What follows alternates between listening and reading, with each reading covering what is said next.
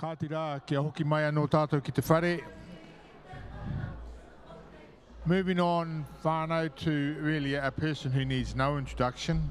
Most of us know Aroha, Aroha Mead. We're moving on to kia wete hia e te hionga whakaro e pāna ki te Decolonising Conservation. Kai te mōi o hoki tātou. My apologies for talking while you're interrupting.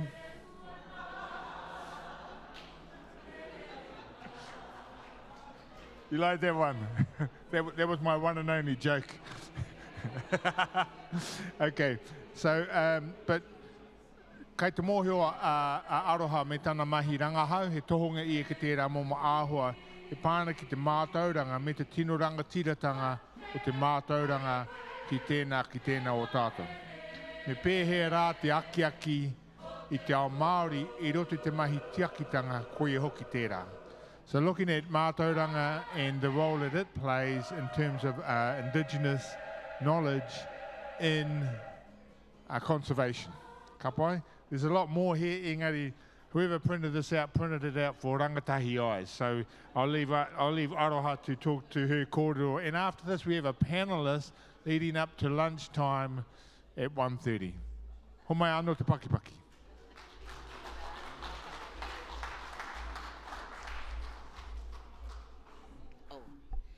Kia ora koutou. Well, I have a difficult task in keeping you engaged after such an amazing panel. And we've been using the word colonisation in parts of that panel. I get the task of actually talking to you about decolonising conservation. I know that it's not a topic that a lot of people feel comfortable with, but I take the view that you have to name the problem in order to design the right solutions for it.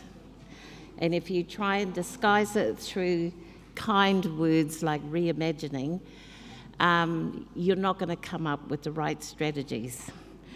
I'm giving you a speed dating version of something that is much more complex and nuanced than what I'm going to present to you today. But the idea is to introduce you to the issues and let them sit with you throughout the remainder of this wānanga. So where to begin? Hawaiian artist Herb Kane was a close friend of my parents.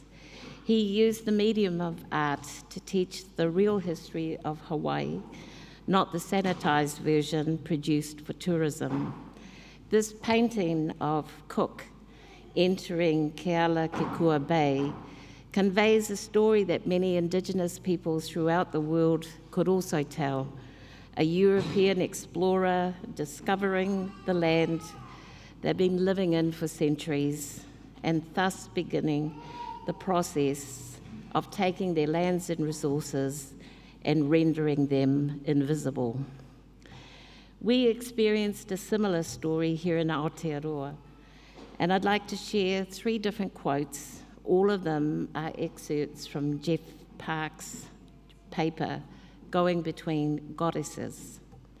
Quote 1, "There was nothing here," he said, sweeping his arm over the plain's flatness. "Nothing but bush and Māoris. No value whatsoever." Typifies the attitude of superiority and privilege, the doctrine of discovery, terra nullius, concepts that we're all too familiar with.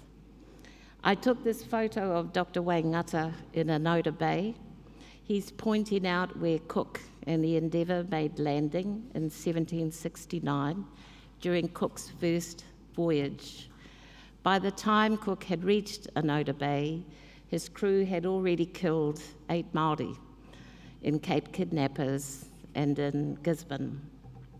Quote 2 is from the London Illustrated News, 1865. "The colonists are obeying a law of nature, which deserves that wherever the white man appears, it ought to be said, the brown man must disappear." Quote 3 from Walter Buller, 1884. "What happened in other parts of the world must inevitably happen, and indeed is happening here. the Aboriginal race must in time give place to a more highly organised, or at any rate, a more civilised one. This seems to be one of the more immutable laws of nature. Modern environmentalism, as we know it, emerged as a direct response to the ecological mistakes and excesses of imperial rule and the initiative of colonial advocates like Walter Buehler. Environmentalism and its apparent universality in the form of state-owned parks, wildernesses, and wildlife reserves has more than a little to do with the fact that by the early 1900s, when New Zealand's conservation laws were being developed as we know them today, 85% of the Earth's land surfaces were under direct European control. This maps only the former colonies of the UK. Add to this France, Portugal, and Spain. National parks, natural areas, wild places, the notion of wilderness itself are Eurocentric notions. Both were and still are imposed upon the reality of Aotearoa by the confidence of the colonial project. Both start from the Western imperialist principle that people and nature are irreconcilably opposed, and the victory of one necessarily entails the vanquishing of the other. Inherent in the privileging of a colonial settler worldview is this habit of naming nature after themselves and declaring themselves as founding fathers and godfathers, and every once in a while, mothers. To be clear, my intention here is not to dismiss their good intentions or their works, or the impact of their works. I myself have learned a great deal from the three fathers in this photo. I've been inspired by their works, and I've cited them. Rather, my intention here is to say that every peoples, every cultures have their own fathers and founding fathers and mothers. For Māori, we call them tupuna or atua. Their stories are largely untold, and if told, certainly not at the scale or influence of these fathers. I met Edward O. Wilson, who is considered to be the father of biodiversity, at the World Conservation and Congress, where he had said that we only know 20% of species on Earth. And at the current rate of science, we will finish the census of life sometimes in the 23rd century. I asked him if he had ever visited New Zealand, and he responded, "You only have 10 species of endemic ants down there. It's not worth my while." So I'm not sure if we lost something there or not. These leaders were trying to fight within their own world to change the paradigm of development. So you can imagine how difficult it has been for Māori or other Indigenous peoples to break through. At a national scale, we're here to talk about predators, but let's be very clear that the major predators were all brought here deliberately as part of the colonial settlement project. They didn't ask to come. They don't necessarily like their life here, but they were brought here. From the first moments of Crown colonial policy, acclimatisation of weasels and hedgehogs, blackbirds, rabbits, ferrets, stoats, and dozens of other animal species complemented the immigration of British settlers, together with their pasture grasses and hedges, because the settlers were afraid of forests. From 1861, law after law was passed to provide for the protection within New Zealand of these new species, and to encourage continued importation into the colony of animals and birds to replicate the land, values, and interests the settlers had left behind. Then, having declared the Treaty of Waitangi a nullity in 1877, set out on this project of replicating England, while at the same time prohibiting Māori tohunga from practicing traditional healing and prohibiting Māori harvesting rights of Indigenous flora and fauna through the Native Plants Protection and the Wildlife Acts. For our Australian family, you will already know this, but just to point out that the Australian possum was first brought here in 1837. It didn't establish until 1858, so they kept on trying and trying. And now there's an estimated 47.6 million of them.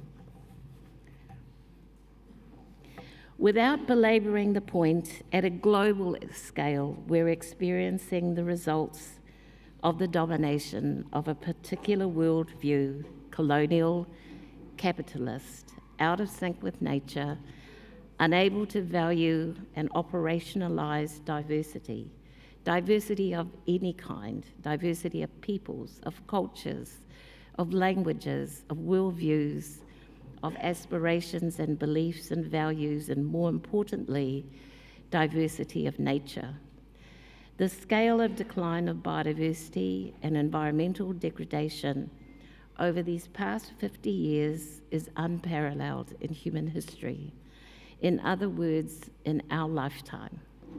We are the generation that will be handing over to future generations a heritage significantly damaged through our actions and inactions.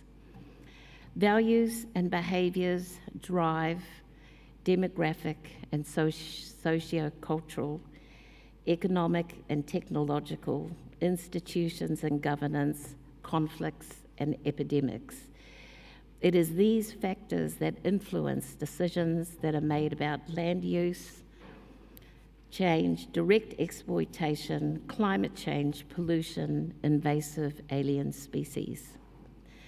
So the opposite of this monocultural view of monism is pluralism. How do we pull ourselves out of this downward spiral? How do we stop to reflect, pivot, and change course? Well, here are a few things to consider. Pluralism is an ethic of respect for diversity. So whereas diversity is a fact, pluralism is a choice. Pluralism results from the daily decisions taken by state institutions, by civil society, and by individuals to recognise and value human differences. Embracing diverse views and values provides greater opportunities for local decision-making, giving greater recognition to Māori at place, be that at marae, hapu or iwi. Divesting a conservation estate the Crown cannot afford to take even adequate care of to iwi or to co-governance makes far more sense than retaining ownership and continuing to chart the decline of species. These views are not mine alone. Far from it. There is a growing body of literature, research, and developments in international instruments and decisions that demonstrate that in order for the world to meet the challenges of today and the future, decisions have to be made in radically different ways. One dominant view that has carried the world for decades is in its dying stages.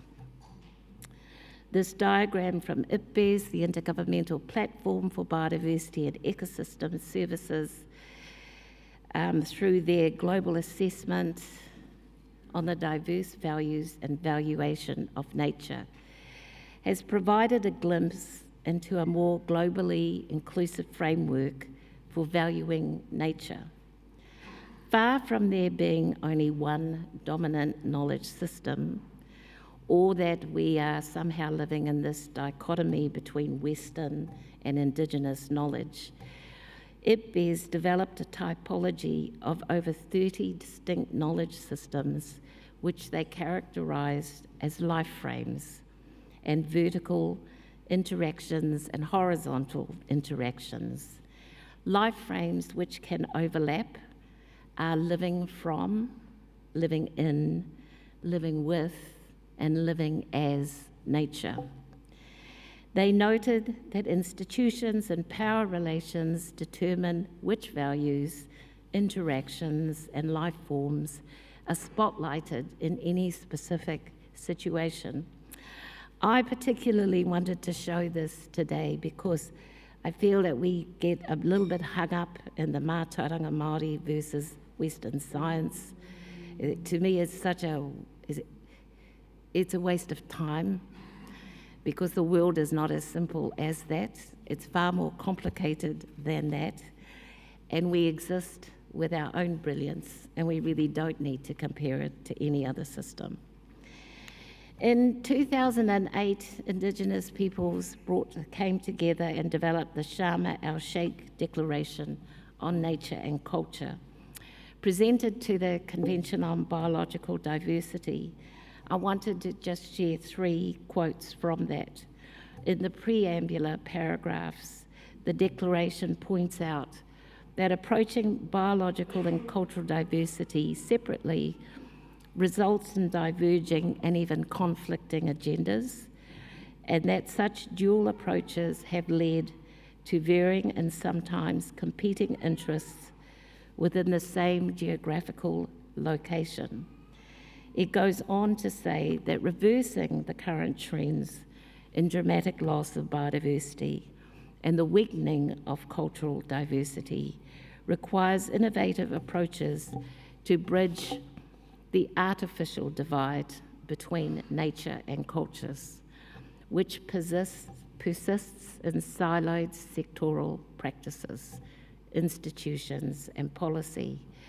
The declaration then calls upon state parties to accelerate the recognition of Indigenous peoples' lands, waters, and territories of life as a means to trigger a transformational change in the protection of biological diversity and cultural heritage for all life on Earth. So what I'd like to leave you with in this final slide about decolonising conservation are these points. Decolonising conservation is different from indigenising conservation.